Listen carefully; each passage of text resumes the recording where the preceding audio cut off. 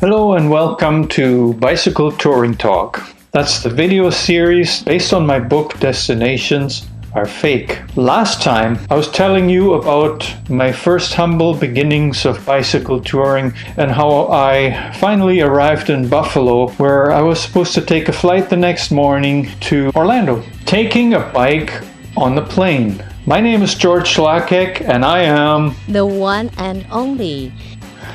Alright, my preference actually is, instead of taking a plane, I would rather ride my bike. That's actually also the idea of my book.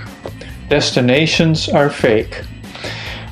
When you're flying over a whole country or many different states or provinces, what are you missing? You may think you know these areas and they're boring, and very likely you've seen them from the highway. You wouldn't see the same thing riding on a bike. You would get to see locations you've never seen before, and it would probably be an adventure. So keep that in mind. However, there are reasons to fly. One is the time it would take to cycle. Sometimes we just don't have it. Then there are oceans. We cannot cross an ocean on a bicycle, obviously. And also, the climate can be a factor. My reason for taking a flight was the climate. I was running away from the cold weather that was coming to Canada and to the northern parts of the United States. So when I finally arrived in Buffalo on that fateful day, that was October 30th in 2010, I just wanted to relax. It was an accomplishment for me to have arrived in Buffalo, and I was tired. Now I had to prepare my bike for the flight. The challenge was to find a suitable container for the bike on a short notice. And this was something I had never done before. I didn't know Buffalo. I didn't know where the bike shops were, where I could possibly get a box. That's what I was faced with. Time was limited. I found a solution that night that was good enough to get my bike on the plane, but it was far from perfect. And I have to admit that even today, I still learn every time I take a flight with my bike.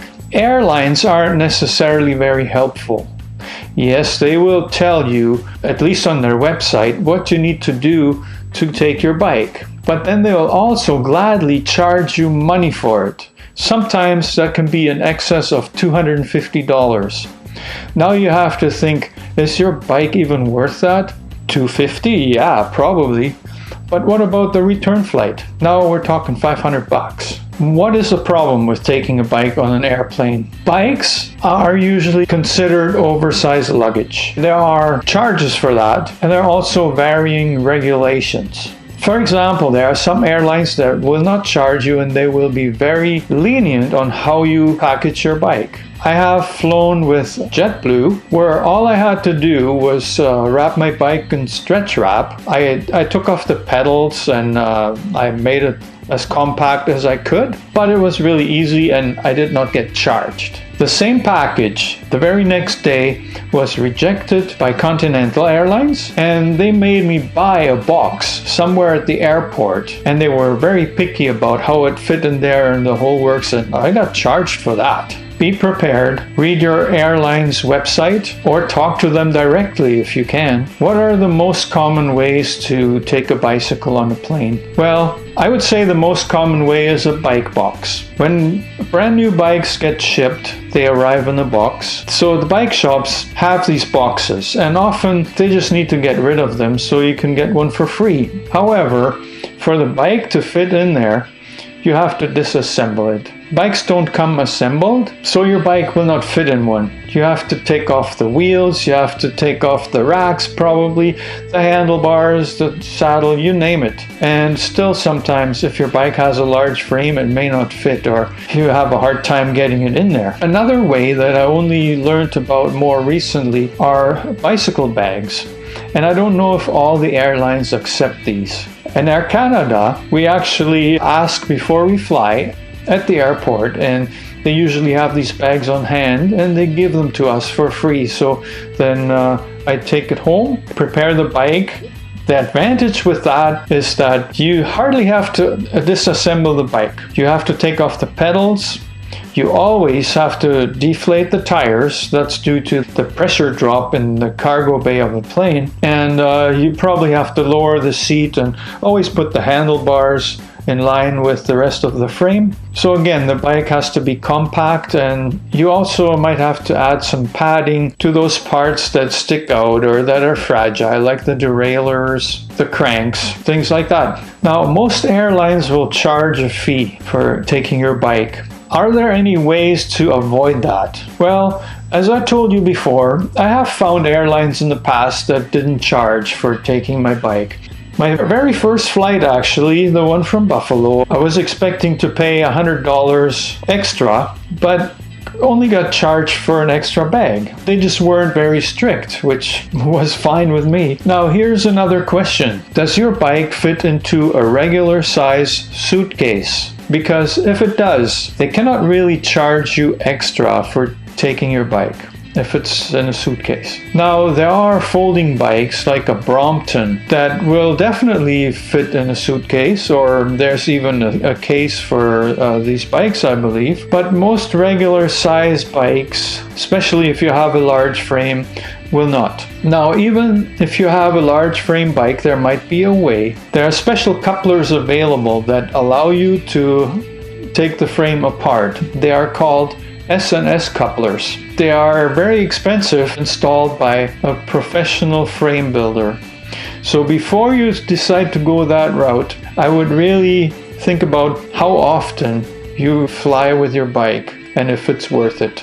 So to summarize, the most common ways: bike box, probably free at the bike shop. Disadvantage is you have to take your bike apart to get it in there. The advantage is that your bike is very well protected in one of them. And you know how the luggage handlers at the airports sometimes throw the stuff around? For that, the bike box is probably the best solution. The other option is the bike bag. Not every airline might accept that, but the advantage is that you do not have to take your bike apart completely.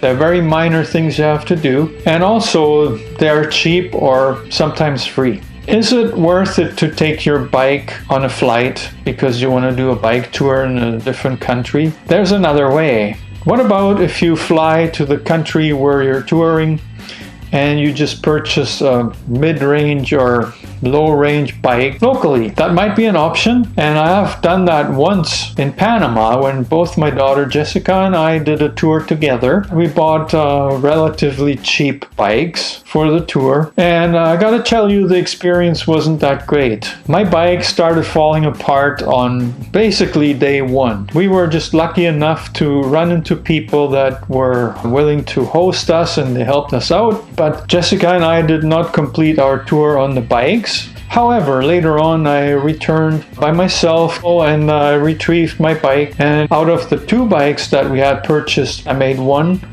and did a 2-week-long tour across parts of Panama. However, I would not do that again. Perhaps if I had spent a little bit more money on the bike, it would have worked out okay. But keep in mind that if you have a nice bike that you like riding, that fits you well, you're comfortable on it, that is worth whatever money you need to spend to get it there, I believe. Now, you're probably wondering, that night in Buffalo, how did I manage? Well, it was not so hard to find a bike shop that had bike boxes. And it was thanks to a friendly clerk at the hotel. She told me where I should go, where I should check. And she was ready to call me a cab too, but I was like, hey, I'm just going to take my bike there. I don't know if I would do that again. Anyways, I made it to the first bike shop, and oh yes, absolutely, no problem. Here's your box.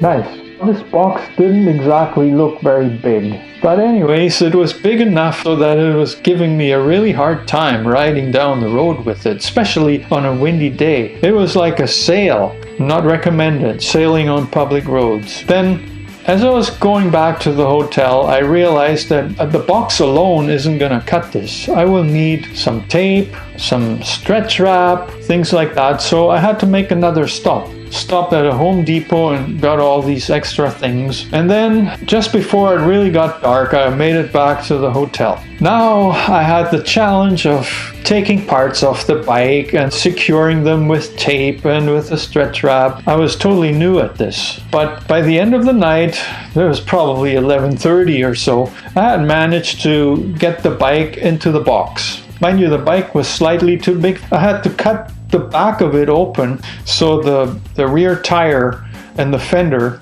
could stick out, and then I stretch wrapped it. I was actually lucky the next day that the airline didn't complain about this, because later I found out that some airlines just don't put up with that. The bike has to be completely in the box, and if it's not, that's just too bad. You're not going. Like I said already, the next day boarding the plane was actually a breeze. There was somebody at the airport helping me with the check-in. I did not get charged extra for the bike, just as much as I would have paid for an extra suitcase. So I was very grateful for that. They don't always do that. Sometimes you get lucky. It's very inconsistent.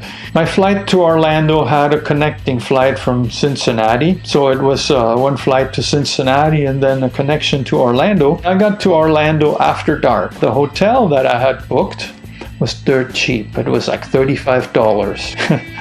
But the problem was that now I was standing at the airport, probably, I want to say 20 miles from that hotel, which was in the Disney district there. And I had to get there somehow. My bike was in the box. I couldn't ride it, and it was dark anyways. So I had to hire a van taxi, which cost about $60. That pretty much canceled out all the savings. When you book a hotel flying with your bike, check how far away it is from the airport and you might save yourself major dollars. When I finally arrived at the hotel, first thing I did was I went to a Waffle House, got a big greasy hamburger and coffee. Yeah, because I was tired and I had the room just for one night, so I couldn't really relax there. I thought it'd be better to prepare the bike right away. So again, the same thing I had just done the night before, now I had to undo everything. Tear apart all the stretch wrap and the packing tape, cut the box to pieces, and here I was assembling my bike. Again, I was new at this. It was a bit of a challenge, but I managed good enough. I actually tried out the bike later that night on the wraparound balcony of the hotel, which was kind of fun, but it's probably illegal, not recommended. And later on, I was riding in the parking lot and I was satisfied. I was like, yeah, this bike is ready to go the next morning. So that's where I was at. You know, the next morning, my adventure in Florida was to begin. Do you want to know how it went? I recommend you hit the subscribe button right now. And the notification bell so you won't miss it. And in the meantime, you can check out another video.